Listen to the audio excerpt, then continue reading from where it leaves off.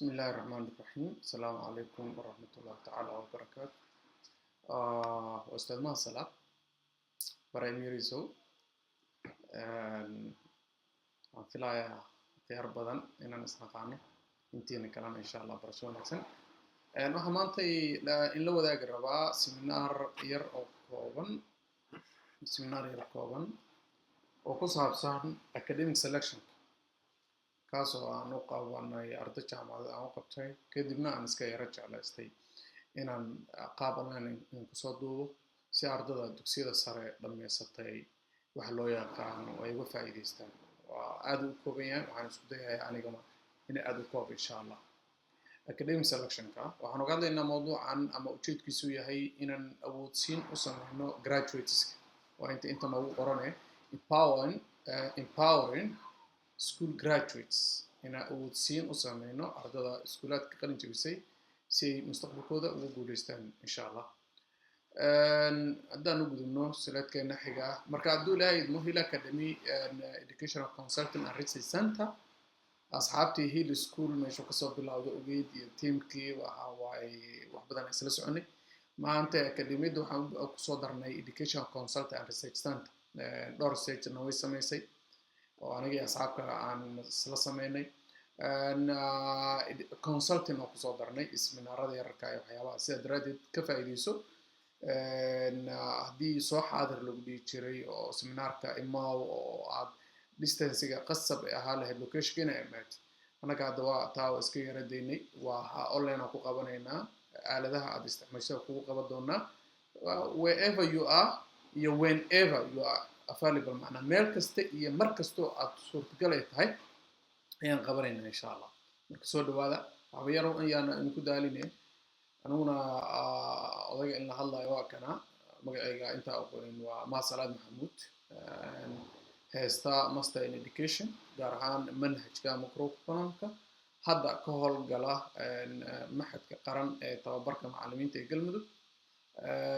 expert ku ah teachingka automation sano muddo ka badan trainingka oo hadda aan tababaro iyo curriculumka reformkiisa designkiisa implementationkiisa iyo academic performancega oo ardada oo badan aad aan u taxliiliyo.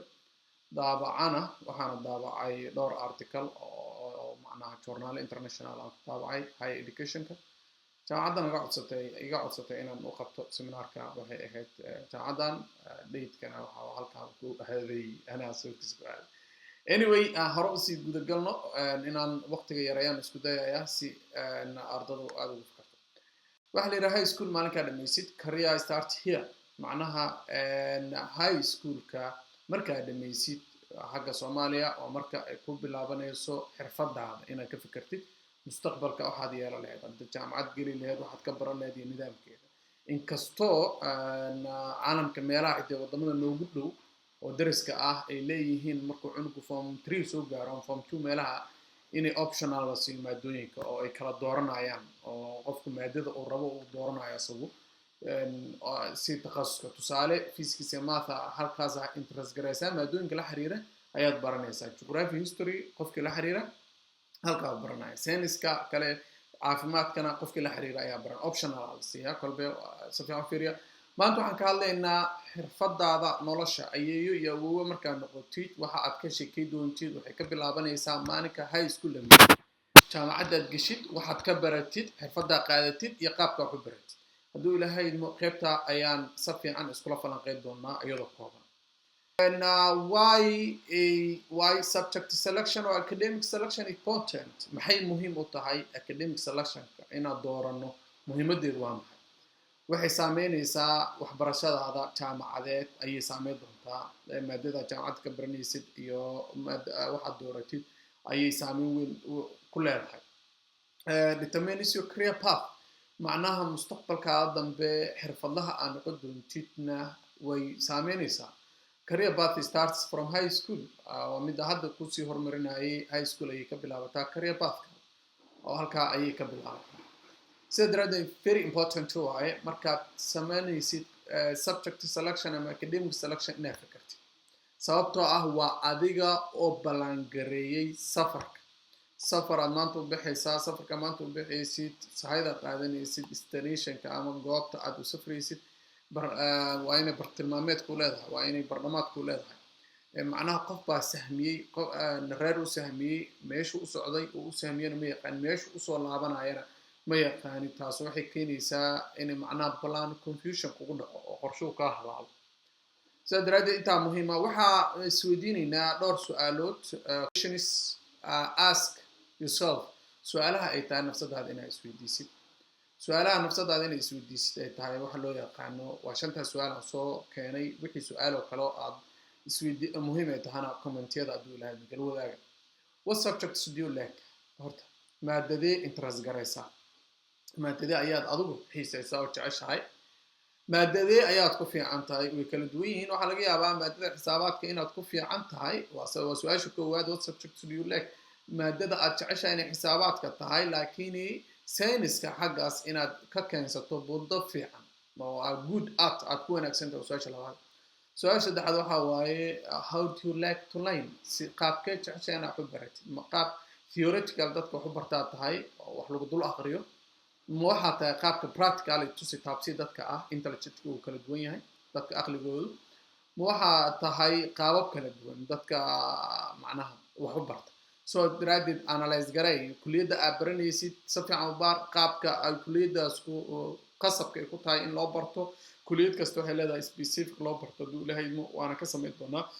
fideoyaal yaryar oo kale waxaan isla fiirinaynaa su-aasha noogu xigta waxa waa where could they take you waxaan aad baranaysa intee ku wadaan subject selectionkan aad dooratay academic selectionkan intee ku geenaysaa halkee waaye dhammaadkeedu macnaha waa inaad aad uga fakartaa oo su-aalahaas dhammaan isweydiisaa su-aasha ku xigta waxa waa what do others think you are good at dadka kale asxaabtaada familkaada qaraabadaada maxay aaminsan yihiin inaad ku wanaagsan tahay macnaha dadka way ku yaqaanaan waxaa jira qof asagu weli isbaran laakiin dadka kale yaqaanaan sidaa daraaddeed weydii su-aalahaas dadka asxaabtaada weydii the ABC subject selection checklist waxa very important ah oo aad muhiim u ah markaad subject selection samaynaysid ama academic selection samaynaysid ABCda inaad ka fikirto waa midda koowaad abilitygaada awoodahaada ma taxliilisay ma ka fikirtay investigation ku samaysay ma baarbaartay awood xiftineed ma leedahay awood waxqabad miyaad leedahay awoodda noocee leedahay awooddaada si fiican think about yourself be yourself attitude-ka iyo awooddaada waa labadooda noogu taagan yihiin hab tacaamulkaada hab dhaqankaada hab fikirkaada waa attitude-ka waa noocee waa qaab noocee ah ma qof waxaa taa waxa loo yaqaano inuu wax curinta iyo inuu wax sameeyo ku wanaagsan ma xifdinta iyo wixii aad ku wanaagsan tahay qaab noocee ayaad ku wanaagsan tahay si fiican isku baar oo isku ogow balancega markaad wax dooranaysid ha ka tegin balancega subject selectionka balance garee oo maxaad balance gareynaya waxaan availability-gooda horta ma helayaa suitable ma yihiin financially ama dakhli ahaan macnaha tushan ahaanta iskuulka qarashaadka iga baxaayay ma awoodaa familkunu ma awoodaan macnaha wax loo yaqaano meeshaan wax badanaan aad uga faalloon karnaa iyo nafsadaada ma kasoo bixi kartaa balance ay kamid tahay ka waran haddii maanta high school aad dhamaysay aad leedahay wax loo yaqaano aniga local ma rabo inaan wax ku barto waddanka waxaan rabaa waddanka banaankiisa inaan wax ka barto maada hebelna waa rabaa familkii ama tushan ahaan ama financial ahaanna aysan ku suurtagelaynin miyaad saas uga haraysaa waxbarashadii waa maya waxaan filayaa inaad si fiican u fakeri doontid oo aad si fiican uga macnaha familkaadana aad culays ku saari karta doonin insha allah qaybta ku xigta waxa waaye